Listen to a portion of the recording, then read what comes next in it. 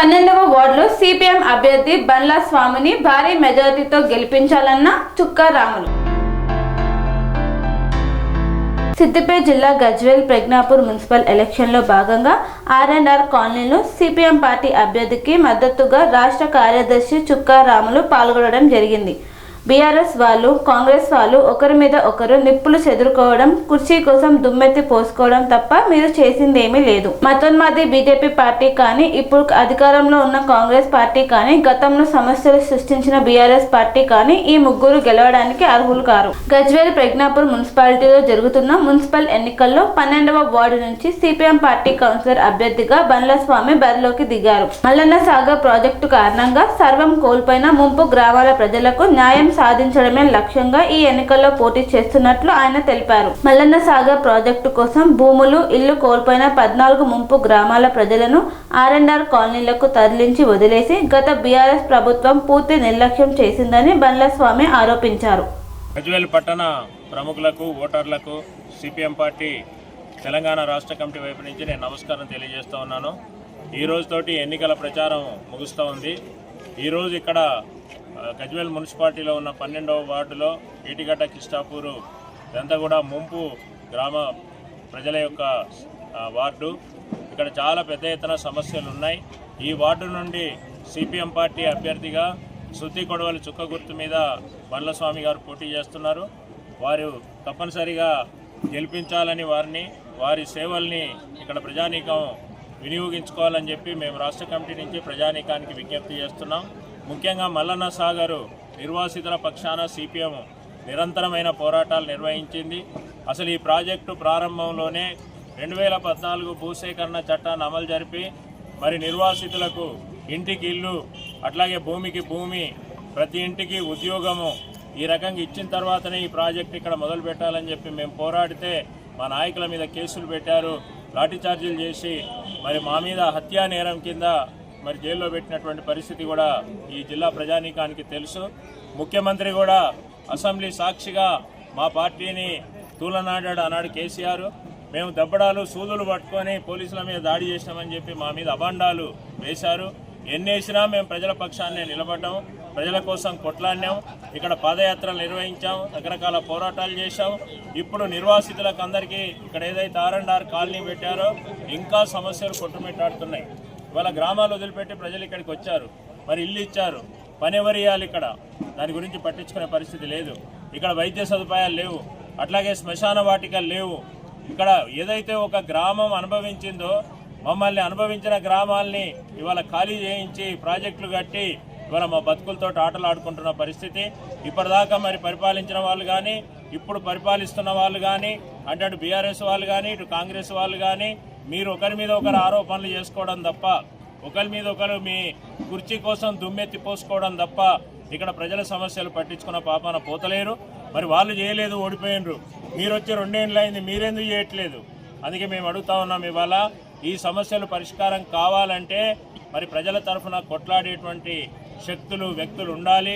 ఈరోజు వామపక్షాలు, ఎర్ర జెండా, జాతీయ స్థాయి పార్టీ సిపిఎం పార్టీ, కేరళలో ఇవాళ వామపక్ష ప్రభుత్వాన్ని నడుపుతున్నటువంటి పార్టీ, అక్కడ యువకుల కోసం నిరుద్యోగ భృతి ఇస్తూ ఉంది, కార్మికుల హక్కులు కాపాడుతుంది, రైతాంగం యొక్క హక్కులు కాపాడుతుంది.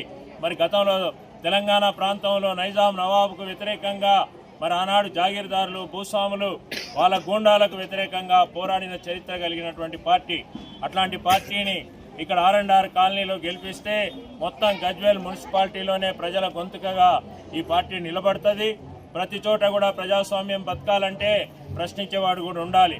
ఆ ప్రశ్నించడం కోసం ఇవాళ సిపిఎం అభ్యర్థిని గెలిపించాలని నేను ఇక్కడ ఉండేటువంటి R&R కాలనీ ప్రజలకు విజ్ఞప్తి చేస్తూ, ఇక్కడ మతోన్మాద బీజేపీ కానీ, ఇప్పుడు అధికారంలో ఉండి మన ప్రజల సమస్యలు పరిష్కారం చేయలేని కాంగ్రెస్ కానీ, గతంలో సమస్యలు సృష్టించినటువంటి బీఆర్ఎస్ కానీ, ఈ ముగ్గురు ఇవాళ గెలవడానికి అర్హులు కారు.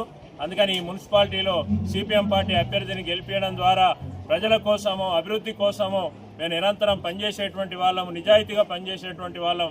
మా బండ్ల స్వామి ఒక కార్మికుడు, నిజాయితీగా కార్మికుడిగా పనిచేస్తున్నటువంటి వ్యక్తి, మచ్చలేనటువంటి వ్యక్తి. ఇవాళ ఇట్లాంటి వ్యక్తి సేవకుడిగా కనుక వస్తే ప్రజలకు ఎంతో న్యాయం జరుగుతుంది.